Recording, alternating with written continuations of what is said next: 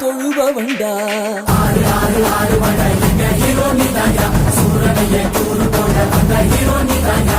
ஆறு ஆறு ஆறு வட எங்க ஹீரோ நீதாயா, சூரனையே கூறு போட வந்த ஹீரோ நீதாயா. சிவன் மகன்டா பொன் மகன் எவன்டா, ரசிப்பது ரசிப்பது ஆறு முகண்டா.